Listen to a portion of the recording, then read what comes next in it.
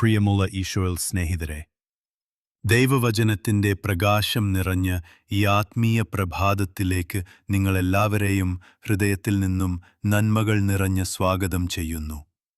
സാധാരണകാലത്തിൻ്റെ 18-ാം ആഴ്ചയിലെ വ്യാഴാഴ്ചയായ ഈ ദിനത്തിൽ നമുക്ക് ഒരു മനസ്സായി ഒന്നിച്ചുകൂടി പരിശുദ്ധ വായനകളിൽ ആഴപ്പെട്ടു ചിന്തിക്കാം. ഇന്ന് വിശുദ്ധ സിക്സ്റ്റസ് രണ്ടാമൻ പാപ്പായെയും അദ്ദേഹത്തിൻ്റെ സഹസാക്ഷികളെയും വിശുദ്ധ കയത്താനെയും സ്മരിക്കുന്ന ദിനമാണ്. വിശ്വാസത്തിൻ്റെ ദുരിതകാലങ്ങളിൽ സഭയ്ക്ക് കാമ്പായി നിന്ന ഈ വിശുദ്ധരുടെ വിശുദ്ധ ജീവിതവും അവരുടെ ധൈര്യവും നമ്മുടെ ആത്മീയ യാത്രയിൽ പ്രകാശമായി തുടിക്കട്ടെ.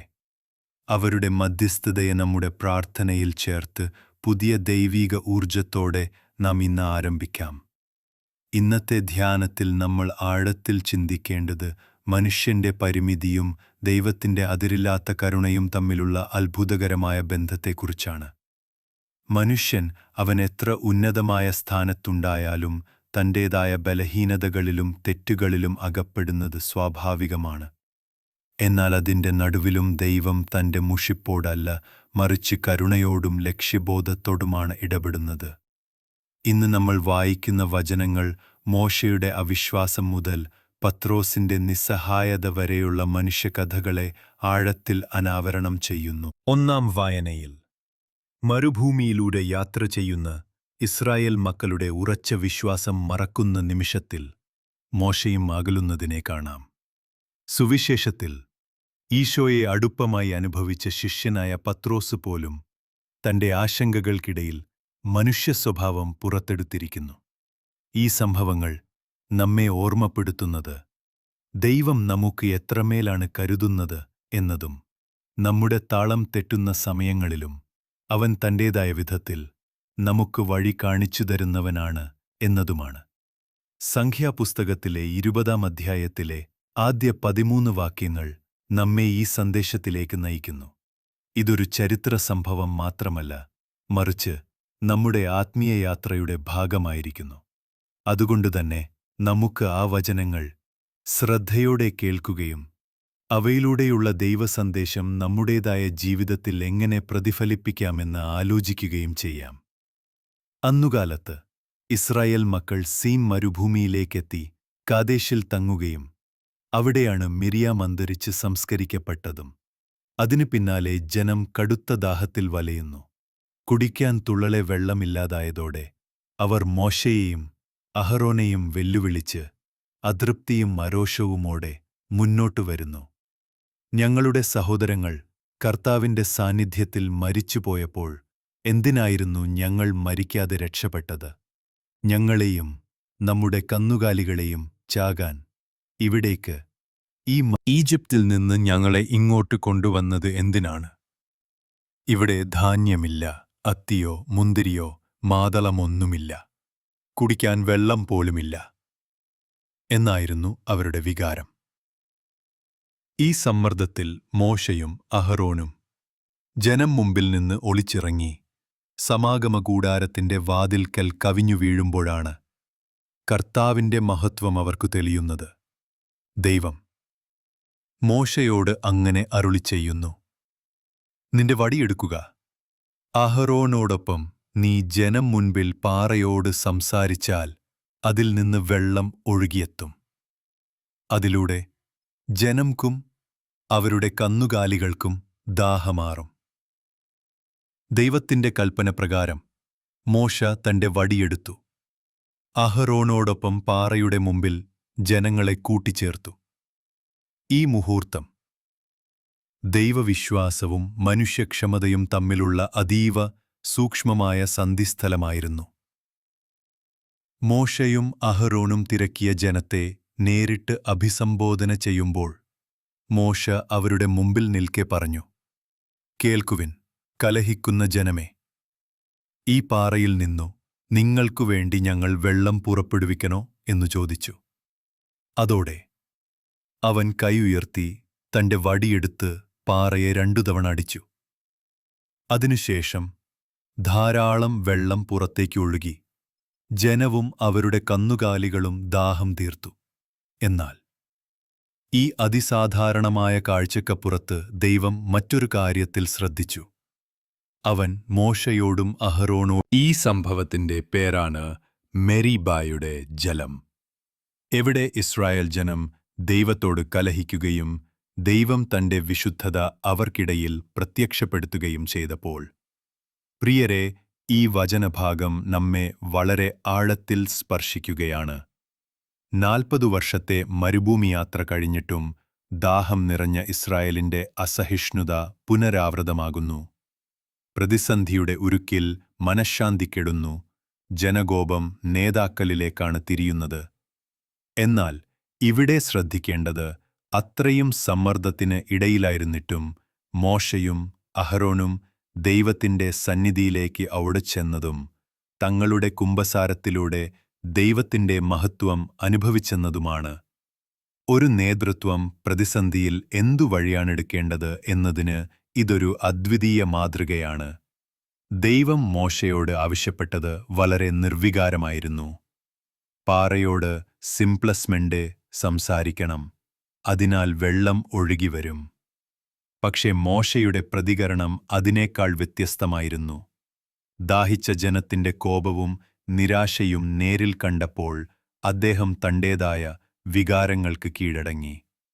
ദൈവത്തിന്റെ നിർദ്ദേശത്തെ മറികടന്ന് മോശ തന്റെ മനസ്സിലുള്ള അസഹിഷ്ണുതക്കാണ് ജനം മുന്നിൽ പ്രകടനമാകുന്നതുപോലെ പ്രതികരിച്ചത്.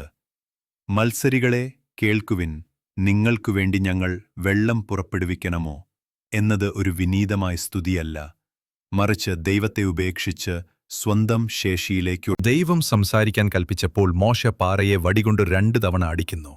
വെള്ളമൊഴുകിയെന്ന ഫലത്തിൽ മാറ്റമൊന്നുമില്ലായിരുന്നെങ്കിലും ദൈവത്തിന്റെ പ്രണാളിയുടെ ആത്മാവിൽ വലിയ വ്യതിയാനമുണ്ടായി. അതെ, ദൈവം സ്വീകരിച്ചിട്ടുള്ള വഴി നിസ്സാരമാകുകയായിരുന്നു. അതിന്റെ പകരം മോശയുടെ പ്രവൃത്തി ദൈവത്തെ ജനത്തിനു മുമ്പിൽ മഹത്വപ്പെടുത്തുന്നില്ല, മറിച്ച് തന്റെ ശക്തിയെയും നേതൃത്വശേഷിയെയും ഉയർത്തിക്കാണിക്കുന്നതായിത്തീരുന്നു. അതുകൊണ്ടുതന്നെയാണ് ദൈവം സത്യവാങ്മൂലം ചൊല്ലുന്നത്, നിങ്ങൾ എന്റെ വിശുദ്ധിയെ വെളിപ്പെടുത്തുന്നതിൽ വിശ്വസ്തത കാണിച്ചില്ല. ആ ദുഃഖകരമായ നിമിഷം നേതൃപരമായ തെറ്റിന്റെ മൂല്യം എത്ര വലുതാണ് എന്നതിന് ഉദാഹരണമായിത്തീരുന്നു. നമ്മുടെ ജീവിതത്തിലും ഇങ്ങനെയുള്ള നിമിഷങ്ങൾ ഉണ്ടാകാറില്ലേ? ഏറെ പ്രാർത്ഥിച്ചു, ശ്രമിച്ചു, കണ്ണീരുമഴകളിലൂടെയായെങ്കിലും ഒടുവിൽ ഒരു തീരുമാനം കൈവരിച്ചാൽ അതിന്റെ പൂർണ്ണത ക്രമേണ നമ്മുടെ കഴിവിനെയാണെന്ന് നാം കരുതി തുടങ്ങുന്നില്ലേ? ജോലിസ്ഥലത്തോ കുടുംബജീവിതത്തോ ഉദിച്ച പ്രശ്നങ്ങൾക്ക് ഒരു വഴി കണ്ടെത്തിയാൽ ദൈവത്തിന്റെ കൈവേലയെന്ന തിരിച്ചറിവിനു പകരം അത് നമ്മുടെ ബുദ്ധിയുടെയും കഴിവിന്റെയും വിജയം എന്ന ഗർവത്തിലാണ് നമ്മൾ മൂടപ്പെടുന്നത്. ഈശ്വരനോട് ഏറ്റവും കൂടുതൽ അടുപ്പം കൊണ്ടിരുന്ന മോശ പോലും ഒരു നിമിഷം അങ്ങനെ തളർന്നുപോയത് ദൈവവിശ്വാസത്തിന്റെ ദൗർബല്യത്തിന് ഒരു തുറന്ന കണ്ണാടിയാവുന്നു. ഈ വീഴ്ച വഴി ദൈവം നമ്മോട് ഓർമ്മിപ്പിക്കുന്നത് വിജയം മാത്രമല്ല, ആ വിജയത്തിലേക്ക് നയിച്ച ഈ ഗൗരവമേറിയ ഓർമ്മപ്പെടുത്തലിലേക്ക് നമുക്ക് ഇന്നത്തെ സുവിശേഷം കൈപിടിച്ചു നടത്തുന്നു. പഴയ നിയമത്തിലെ ശക്തനായ നേതാവായ മോശയുടെ ക്ഷയത്തെ നമ്മൾ കണ്ടുവെങ്കിൽ, പുതിയ നിയമത്തിൽ സഭയുടെ പാറയായ പത്രോസിന്റെ മാനുഷികതയിലും ദൈവകൃപയുടെ തീക്ഷ്ണതയിലും നമ്മൾ ദീപ്തിയുള്ള ഉദാഹരണങ്ങൾ കാണുന്നു. അതിനാൽ മത്തായിയുടെ സുവിശേഷം 16-ാം അധ്യായത്തിലെ 13 മുതൽ 23 വരെയുള്ള വാക്യങ്ങൾ നാം ഒരുമിച്ച് ശ്രദ്ധയോടെ കേൾക്കാം. അവക്കുള്ളിൽ ദൈവമാർഗത്തിന്റെ യഥാർത്ഥ സൗന്ദര്യം നമുക്ക് തെളിയുന്നു. യേശു ഫിലിപ്പിന്റെ കിസറിയ ദേശത്തേക്കെത്തിയപ്പോൾ ശിഷ്യന്മാരെ ഒരു ഗൗരവമായ ചോദ്യം ഉദ്ദേശിച്ചുകൊണ്ട് തിരിഞ്ഞുനോക്കി, മനുഷ്യപുത്രനെക്കുറിച്ച് ജനങ്ങൾ എന്താണ് പറയുന്നത്? ശിഷ്യന്മാർ അതിന്റെ മറുപടി ദയങ്ങമായി പറഞ്ഞു. ചിലർ പറഞ്ഞു, സ്നാപക യോഹന്നാനായിരിക്കാമെന്നും, മറ്റു ചിലർ പ്രാചീന പ്രവാചകൻ ഏലിയ, ചിലർ ജെറമിയ അല്ലെങ്കിൽ മറ്റേതെങ്കിലും പ്രവാചകനെന്ന് വിശ്വസിക്കുന്നുവെന്നും. എന്നാൽ യേശു ചോദ്യം കൂടുതൽ വ്യക്തിപരമായി തിരുത്തി, നിങ്ങൾക്കായി ഞാൻ ആരാണ്? അപ്പോഴാണ് ശിമിയോൻ പത്രോസ് ആത്മവിശ്വാസപൂർവം ഉരുത്തിരിയുന്നത്, നീ ജീവനുള്ള ദൈവത്തിന്റെ പുത്രനായ ക്രിസ്തുവാണ്. ഈ ഉത്തർ കേട്ട് യേശു പത്രോസിനെ അനുഗ്രഹിച്ചു പറഞ്ഞു, യോനായുടെ പുത്രനായ ശിമിയോനെ, നീ ധന്യനാകുന്നു. ഈ സത്യബോധം നിനക്ക് വെളിപ്പെട്ടത് മനുഷ്യനിൽ നിന്നല്ല, സ്വർഗസ്ഥനായ എന്റെ പിതാവിൽ നിന്നാണ്. ഞാൻ നിന്നോട് പറയുന്നു, നീ പത്രോസാണ്. അതായത് പാറ. ഈ പാറപ്പുറത്ത് ഞാൻ എന്റെ സഭ പണിയും, അതിന്റെ നേരെ നരകത്തിന്റെ കതകുകൾ പോലും ജയിക്കില്ല. ഞാൻ സ്വർഗരാജ്യത്തിന്റെ താക്കോലുകൾ നിനക്ക് നൽകും. നീ ഭൂമിയിൽ കെട്ടുന്നതെല്ലാം സ്വർഗത്തിൽ കെട്ടപ്പെടും, നീ അഴിക്കുന്നതെല്ലാം സ്വർഗത്തിലും അഴിക്കപ്പെടും. ഇതിനു പിന്നാലെ താൻ ക്രിസ്തുവാണെന്നത് ആരോടും വെളിപ്പെടുത്തരുതെന്ന് യേശു ശിഷ്യന്മാരോട് കർശനമായി നിർദ്ദേശിക്കുകയും ചെയ്തു. ഈ സംഭാഷണം വിശ്വാസം വെളിപ്പെടുത്തുമ്പോൾ ദൈവം നമ്മിൽ എങ്ങനെ പ്രവർത്തിക്കുന്നു എന്നതിന്റെ ഒരു ആത്മീയ ദീപ്തിയാണ്. സത്യത്തെ തിരിച്ചറിയുന്നവർക്കാണ് ദൈവം ഉത്തരവാദിത്വവും കർത്തൃത്വവും ഏൽപ്പിക്കുന്നത്. അന്നു മുതൽ യേശു ശിഷ്യന്മാരെ സുതാര്യമായി ബോധപ്പെടുത്താൻ തുടങ്ങി. താൻ ജെറുസലേമിലേക്ക് യാത്ര തിരിക്കേണ്ടതും ശ്രേഷ്ഠന്മാരുടെയും പുരോഹിത പ്രമുഖന്മാരുടെയും നിയമപണ്ഡിതന്മാരുടെയും കൈകളിൽ കഠിനമായ പീഡനങ്ങൾ അനുഭവിക്കുകയും കൊല്ലപ്പെടുകയും അതിനുശേഷം 3-ാം ദിവസം ഉയർപ്പിക്കപ്പെടുകയും വേണമെന്ന്. ഇത് കേട്ടപ്പോൾ പത്രോസ് യേശുവിനെ ഒറ്റയ്ക്കാക്കി നീക്കിയെടുത്ത് അവനെ അവിശ്വാസത്തോടെ തടയാൻ ശ്രമിച്ചു. ഇത് എങ്ങനെയും നടക്കരുതേ, കർത്താവേ, ദൈവം ഇതെല്ലാം തടുത്തു നിർത്തട്ടെ. പക്ഷേ യേശു തന്റെ മുഖം തിരിച്ച് കടുപ്പത്തോടെ പറഞ്ഞു, സാത്താനെ, എന്റെ മുമ്പിൽ നിന്ന് പോക്ക്. നീ എനിക്കൊരു തടസ്സമാണ്. നീ ചിന്തിക്കുന്നത് ദൈവത്തിന്റെ വഴിയിലല്ല, മനുഷ്യന്റെ കണക്കുപോലെയാണ്. സ്നേഹിതരെ, ഈ സുവിശേഷം ഞങ്ങളെ 2 വിരുദ്ധ ദിശകളിലേക്കാണ് നയിക്കുന്നത്. വിശ്വാസത്തിന്റെ ഉയർച്ചയായ കൊടുമുടിയിലേക്കും മനുഷ്യഭാവനയുടെ താഴ്വരയിലേക്കും. ശ്രദ്ധിക്കേണ്ടത് ഈ സംവാദം നടക്കുന്ന സ്ഥലവും അതിന്റെ പൂർണ്ണമായ അർത്ഥവുമാണ്. ഫിലിപ്പിന്റെ കേസറിയായിലായിരുന്നു ഈ സന്ദർഭം. അതായത് അന്യദേവതകളായ പാനെ ആരാധിച്ചിരുന്ന നഗരം. ഭൂമിയിലെ വ്യാജശക്തികൾ വലിയവരായി കാഴ്ചവെച്ചിരുന്ന ഒറ്റനോട്ടത്തിൽ ഉജ്ജ്വലമായ സ്ഥലമാകുന്നു. അതിനിടയിലാണ് യേശു ചോദിക്കുന്നത്, ലോകം എന്നെക്കുറിച്ച് എന്താണ് പറയുന്നത്? ലോകം ഉത്തരങ്ങൾ നൽകുന്നു. സ്നാപക യോഹന്നാൻ, ഏലിയ, ജെരേമിയ, എല്ലാ പേരുകളും മഹത്തരരാണെങ്കിലും അവർ മനുഷ്യർ മാത്രം. എന്നാൽ യേശു ആ ചോദ്യം ശിഷ്യന്മാരുടെ ഹൃദയത്തിൽ നിഷേധിക്കാനാവാത്ത കാതലായി തീരുമ്പോഴാണ് അവൻ ചോദിക്കുന്നത്, നിങ്ങൾക്ക് ഞാൻ ആരാണ്? അതിനുള്ള മറുപടിയാകുന്നു പത്രോസിന്റെ അതിമനോഹരമായ വിശ്വാസപ്രഖ്യാപനം. മറുപടി മാത്രമല്ല, ആരാധനയുടെയും തിരിച്ചറിവിന്റെയും ഉറച്ച പാരമ്പര്യമായ ഒരു ആത്മസാക്ഷ്യം. നീ ജീവനുള്ള ദൈവത്തിന്റെ പുത്രനായ ക്രിസ്തുവാണ് എന്ന പത്രോസിന്റെ വാക്കുകൾ ഒരു ബൗദ്ധിക ചിന്തയുടെ ഫലമോ പുസ്തകപാഠങ്ങളുടെ ആഴത്തിലുള്ള അറിവിനോ പിറകിലായിരുന്നില്ല. യേശു തന്നെ അതിന്റെ ഉറവിടം വെളിപ്പെടുത്തുന്നു. ഇത് മാംസരക്തങ്ങളാൽ വന്നതല്ല, ആകാശത്തിലുള്ള എന്റെ പിതാവാണ് നിനക്കീ സത്യം വെളിപ്പെടുത്തിയത്. ഇതൊരു ദൈവികമായ വെളിപ്പാടാണ്, വിശ്വാസത്തിന്റെ അനുഗ്രഹം. ഈ ആത്മീയ തിരിച്ചറിവിന്റെ ഊന്നലിലാണ് യേശു പ്രഖ്യാപിക്കുന്നത്, നീ പത്രോസാണ്, അതായത് പാറ. ഈ പാറമേൽ ഞാൻ എന്റെ സഭ പണിയുന്നു. ഇതാണ് ആദ്യവായനയിലെയും സുവിശേഷത്തിലെയും പാറയുടെ ഗഹനമായ ബന്ധം. മരുഭൂമിയിൽ ദാഹിച്ച ജനതയ്ക്ക് വെള്ളം നൽകിയത് ഒരു പാറയിലൂടെയായിരുന്നു. എന്നാൽ അത് അടിക്കപ്പെടേണ്ടി വന്നത് മനുഷ്യന്റെ ബലഹീനതയുടെ പ്രതീകമായി മാറി. എന്നാൽ ഇവിടെ യേശു അവന്റെ വിശ്വാസത്തെ ഒരു ആത്മീയ പാറയാക്കുന്നു. അത് അടിച്ചുമാറ്റാനാവാത്ത സഭയുടെ അടിസ്ഥാനം. ഈ പാറയിൽ നിന്നൊഴുകുന്നത് ഇനി ശാരീരിക ജലമല്ല, ആത്മാവിനെ ജീവനെ നൽകുന്ന നിത്യജലമാണ്. യാതൊരു നരക കവാടങ്ങൾക്കും അതിനെ തകർക്കാനാകില്ലെന്ന് യേശു ഉറപ്പു നൽകുന്നു. പക്ഷേ ഈ അത്യന്തം വലിച്ചുനീട്ടിയ ആത്മവിശ്വാസ പ്രഖ്യാപനത്തിനു പിന്നാലെ സംഭവിക്കുന്നത് നമ്മെ അത്ഭുതപ്പെടുത്തും. സഭയുടെ താക്കോലുകൾ ഏറ്റുവാങ്ങിയ അതേ പത്രോസ് കുറച്ചു നിമിഷങ്ങൾക്കകം തന്നെ എങ്ങനെ തളരുന്നു, എങ്ങനെ തന്റെ മനസ്സിൽ വീണ്ടും മാനുഷികതയുടെ കളങ്കം നിറയുന്നു എന്ന് നോക്കുക. ഇത് നമ്മുടെയൊരു പ്രതിബിംബമാണ്. വിശ്വാസത്തിന്റെ ഉയരവും മാനുഷിക തളർച്ചയുടെ താഴ്ചയും ഒരേ ഹൃദയത്തിലുണ്ടാകുന്ന യാഥാർത്ഥ്യമാണ്. യേശു തന്റെ പീഡനവും മരണവും ഉയിർപ്പുമൊക്കെയുള്ള ദിവ്യയാത്രയുടെ സത്യങ്ങൾ തന്റെ ശിഷ്യന്മാരോട് വെളിപ്പെടുത്താൻ തുടങ്ങി. അപ്പോൾ തന്നെ ആത്മാർത്ഥമായി സ്നേഹിക്കുന്ന പത്രോസ് ഇടപെട്ടു. ദൈവം കനിയട്ടെ, കർത്താവേ, ഇതൊരിക്കലും നിനക്കൊരിക്കലും സംഭവിക്കരുത്. നാം ആദ്യം കേൾക്കുമ്പോൾ അതൊരു സ്നേഹത്തിന്റെ വിളിയായി തോന്നാം. തന്റെ ഗുരുവിന് ദുഃഖമൊന്നും നേരിടേണ്ടി വരരുത് എന്ന ആഗ്രഹത്തിൽ നിന്നുള്ള മറുപടി. എന്നാൽ അതിനു പിന്നിലുണ്ട് ഒരു തികഞ്ഞ മനുഷ്യചിന്തയുടെ തെളിവ്. ഇതു മനസ്സിലാക്കാൻ ചെറിയൊരു ഉദാഹരണം മതിയാകും. മാതാവ് തന്റെ മകനെ വളരെയധികം സ്നേഹിക്കുന്നു. അതുകൊണ്ട് അവനെ തീവ്രമായി കാത്തുസൂക്ഷിക്കുന്നു. ഒരു നേരവും വീഴരുത്, ഒരു വേദനയും അനുഭവിക്കരുത്. എന്നാൽ ഈ അമിത സംരക്ഷണം ഒടുവിൽ ആ കുട്ടിയുടെ വളർച്ചയെ തന്നെ കുരുക്കുന്നു. വീഴാതെ എങ്ങനെ ഓടിക്കാനോ സൈക്കിൾ ഓടിക്കാനോ പഠിക്കാനാകും?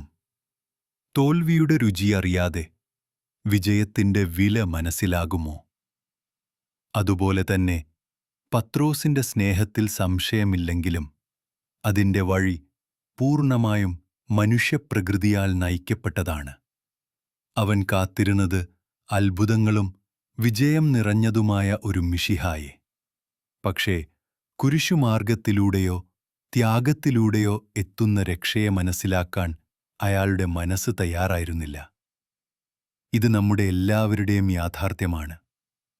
ദൈവത്തിന്റെ ആലോചനകളെ നമ്മുടെ ചുരുങ്ങിയ ബുദ്ധിയിലൂടെ വിലയിരുത്തുമ്പോൾ നമ്മൾ പലപ്പോഴും നല്ല ഉദ്ദേശത്തോടെയായാലും ദൈവിക പദ്ധതികളെ തടസ്സപ്പെടുത്തുന്നവരായി മാറുന്നു. അതിനാലാണ് യേശു വളരെ ദൃഢമായി പ്രതികരിച്ചത്, സാത്താനെ, എന്റെ മുൻപിൽ നിന്നു പോകൂ, നീ എനിക്ക് ഒരു തടസ്സമാണ്. ഇവിടെ യേശു പത്രോസിനെ അപമാനിക്കാനല്ല, പിശാചായി വിളിക്കാൻ അല്ല, മറിച്ച് പത്രോസിന്റെ ചിന്താഗതിയിൽ സ്വത്വം മാറിയ ദൈവപദ്ധതിക്കെതിരായ ഒരു മനുഷ്യബോധം കാണിച്ചു നൽകുകയാണ്. സാത്താൻ എന്ന പദം അർത്ഥത്തിൽ തന്നെ തടസ്സം സൃഷ്ടിക്കുന്നവൻ, എതിരാളി എന്നാണല്ലോ. അതായത് ദൈവത്തിന്റെ വഴിയെ തടുക്കുന്ന ഒരു മനോഭാവം. യേശോയുടെ വാക്കുകൾ അതിന്റെ പൂർണ്ണതയിൽ ഉദ്ദേശിക്കുന്നത് ഇതുതന്നെയാകുന്നു. കരുണയുള്ള ദൈവമേ, ഈ വേദന ഒഴിപ്പിക്കണേ. ഈ രോഗം മാറട്ടെ. ഈ കടബാധ്യതയിൽ നിന്ന് രക്ഷിക്കണേ. ഇവയെല്ലാം സ്വാഭാവികവും ആഗ്രഹിക്കാവുന്നതുമായ പ്രാർത്ഥനകളാണ്. പക്ഷേ ദൈവം ആ സഹനത്തിലൂടെ നമ്മെ ഒരു ആഴത്തിലുള്ള ബോധത്തിൽ പ്രവേശിപ്പിക്കാനോ വിശ്വാസം ഉറപ്പിക്കാൻ ഉപയോഗിക്കാനോ ഉദ്ദേശിച്ചിരിക്കാമല്ലോ. അപ്പോൾ നമ്മളുടെ ഈ പ്രാർത്ഥനകൾ ദൈവത്തിന്റെ പ്രവർത്തനത്തിന് തടസ്സമാകാം. അതിനാൽ നമ്മൾ എന്നു പറയുമ്പോൾ, കരുണയുള്ള നാഥ, എന്റെ ഇഷ്ടം നടക്കട്ടെ, നാം അറിയാതെ തന്നെ ദൈവത്തിന്റെ മഹത്തായ പദ്ധതിക്ക് നേരെ മനുഷ്യചിന്തയുടെ പ്രതിരോധം നിലനിർത്തുകയാണ്. അതുകൊണ്ട് നമ്മുടേതായ ഇച്ഛകൾക്കപ്പുറമായി ദൈവത്തിന്റെ ചിന്തകൾ എത്ര ഉയർന്നതാണെന്ന് മനസ്സിലാക്കാനും അവയുടെ പ്രകാശത്തിൽ നമുക്ക് ആത്മവിശ്വാസത്തോടെയും ഹൃദയത്തിന്റെ സമാധാനത്തോടെയും മുന്നോട്ടു പോകാനും തയ്യാറാകാം. സ്നേഹിതരെ, ഇന്ന് നമ്മൾ വായിക്കുന്ന 2 തിരുവചനങ്ങളും ചേർത്ത് ആലോചിക്കുമ്പോൾ ദൈവം നമ്മിൽ കാണുന്നത് നമ്മുടെ പരിമിതികളല്ല, വിശ്വാസത്തിൽ വളരാനുള്ള കഴിവാണ് എന്ന ശക്തമായ സന്ദേശമാണ് ഉയരുന്നത്. മോശയെക്കുറിച്ചാകട്ടെ, ആ മഹാൻ നേതാവ് ഒരു നിമിഷത്തെ കുപിതനായില്ലെങ്കിൽ, വിശ്വാസം ക്ഷയപ്പെട്ടില്ലെങ്കിൽ ഇസ്രായേലിനെ വാഗ്ദത്ത നാടിലേക്ക് എത്തിച്ചേർക്കാമായിരുന്നു. എന്നാൽ അത് സംഭവിച്ചില്ല. ദൈവം മോശയെ മാറ്റി. പക്ഷേ തന്റെ ദൈവിക പദ്ധതിയെ മാറ്റിയില്ല. യോശുവയെ ഉയർത്തിയതിലൂടെ ആ ദൈവിക ദൗത്യം തുടരുകയും പാപത്തിന്റെ നിഴലിലൂടെ വിശ്വാസത്തിന്റെ പുതുവഴികൾ ചാർത്തി. അതെ, പത്രോസിനെ ദൈവം സഭയുടെ അടിത്തറയാക്കി. കാട്ടിൽ പാറയെ അടിച്ചെടുത്ത വെള്ളം പോലെ തള്ളപ്പെടലിന്റെ ഇടയിൽ നിന്ന് ദൈവം ആത്മീയതയുടെ ഉറവയായി നമ്മെ മാറ്റുന്നു. അതുകൊണ്ടുതന്നെ നമ്മുടെ കുഴപ്പങ്ങളും പിഴവുകളും ഭയക്കേണ്ടതില്ല. അവ നമുക്ക് പ്രതിരോധമല്ല. ദൈവഹസ്തത്തിൽ സമർപ്പിക്കപ്പെടുമ്പോൾ അതേ ബലഹീനതകൾ തന്നെ ദൈവം മാറ്റാൻ ഉപയോഗിക്കുന്ന ഉപാധികളാകുന്നു. ഇന്നത്തെ ഈ വചനം നമ്മെ ഉള്ളിലേക്ക് തിരിച്ചു നോക്കാൻ നിർബന്ധിതരാക്കുന്നു. എന്റെ ജീവിതത്തിൽ ഞാനെന്താണ് ദൈവത്തിനു പകരം എന്റെ കയ്യിൽ പിടിച്ച വടിയാൽ അടിച്ചു തുറക്കാൻ ശ്രമിക്കുന്നത്? എതിർപ്പായി തോന്നുന്ന ഒരു ബന്ധം ആകാം, മരുന്നുപോലെ ആവശ്യമുള്ള ഒരു മാറ്റമാകാം, അല്ലെങ്കിൽ കാലങ്ങളായി വിട്ടൊഴിയാൻ പറ്റാത്ത ഒരു ദുർബലതയായിരിക്കാം ദൈവം നമ്മോട് പറയുന്നത്. അതിനെ മറികടക്കാൻ നീ നിന്റെ കരുത്തുകൊണ്ടല്ല, വിശ്വാസം കൊണ്ടാണ് എന്നാണ്. നിന്റെ പ്രാർത്ഥന എന്നൊരു നിസ്സാരമായത് ആ പാറയുമായി സംവദിക്കാൻ പോവുന്ന ദൈവിക വാക്കായി മാറും. പത്രോസിനെ പോലെ പലപ്പോഴും നാം ദൈവത്തോട് പറയും, ഇത് വേണ്ട കർത്താവേ, ഇതെനിക്ക് ഏൽക്കാൻ കഴിയില്ല. ദുഃഖം വരുമ്പോൾ അതിനു പിന്നിലെ ദൈവത്തിന്റെ പദ്ധതിയേക്കാൾ നമ്മളെ വേദനിപ്പിക്കുന്ന കാഴ്ചകളിലാണ് ശ്രദ്ധ ചെലുത്തുന്നത്. നമ്മളുടെ ചിന്തകളെ നാം ആത്മീയമായി പരിശോധിക്കുന്നുണ്ടോ? നമുക്ക് ഒരു നിമിഷം കണ്ണുകൾ അടച്ച്, കരങ്ങൾ കൂപ്പി, ആത്മസമർപ്പണത്തോടെ ദൈവത്തോട് സംസാരിക്കാം. കാനനവാസിയായ ദൈവമേ, കരുണയും സത്യവുമുള്ള കർത്താവായ ഈശോയെ, ഇന്ന് നീ ഞങ്ങളോടൊപ്പം നിന്നു, നിന്റെ വചനത്തിലൂടെ ഞങ്ങളുടെ മനസ്സിൽ പ്രകാശം പകർന്നു. മോശയും പത്രോസും അനുഭവിച്ച ബലഹീനതകളിലൂടെയും അവർക്കു നിലച്ച ഇടങ്ങളിൽ പോലും നീ നടന്നു. നിന്റെ പ്രതിജ്ഞകൾ നിറവേറ്റുന്നതെങ്ങനെയെന്ന് നമ്മെ പഠിപ്പിച്ചു. കർത്താവേ, ഞങ്ങളുടെയും യാത്രയിൽ പലപ്പോഴും ഞങ്ങൾ കുഴയുന്നു. നമ്മുടെ വിലയേറിയ സമയങ്ങൾ സ്വന്തം ശക്തിയിൽ വിശ്രമിക്കാനായി കളയുന്നു. നിന്റെ ദൈവിക ദിശ മറന്നുപോകുന്നു. പല സന്ദർഭങ്ങളിലും ഞങ്ങൾ അനാവശ്യമായ എതിരാളികളാകുന്നു. നിന്റെ പദ്ധതികളിലേക്ക് നമ്മൾ തന്നെ തടസ്സങ്ങളാകുന്നു. ദയവായി ഞങ്ങളെ ക്ഷമിക്കണമേ കർത്താവേ. പത്രോസ് കാണിച്ച ആ ദൃഢമായ വിശ്വാസം പോലെ ഞങ്ങളെയും ആ അനുഗ്രഹത്തിലേക്ക് ആകർഷിക്കണമേ. നീ ജീവനുള്ള ദൈവത്തിന്റെ പുത്രനാണ് എന്ന ഉച്ചാരണം വാക്കുകളിൽ മാത്രമല്ല, ഞങ്ങളുടെ എല്ലാ പ്രവൃത്തികളിലും തെളിയിക്കാനുള്ള ആത്മാഭിഷേകം ഞങ്ങൾക്ക് നൽകണമേ. ജീവിതത്തിലെ എല്ലാ ദുഃഖങ്ങളെയും പ്രതിസന്ധികളെയും നീ എണീറ്റിരിക്കുന്ന ഒരു ദൈവിക യോജനയെന്നായി സ്വീകരിക്കുവാനും അതിലൂടെയും സന്തോഷത്തോടെ നടക്കുവാനും ഞങ്ങളെ ശക്തിപ്പെടുത്തണമേ. ഈ ആരാധനാ സമയത്തിൽ പങ്കെടുത്ത എല്ലാ സഹോദരങ്ങളെയും അവരുടെ കുടുംബങ്ങളെയും ഹൃദയത്തിലെ ആഗ്രഹങ്ങളെയും നിന്റെ കരുണയുടെ കരങ്ങളിൽ ഞങ്ങൾ സമർപ്പിക്കുന്നു കർത്താവേ.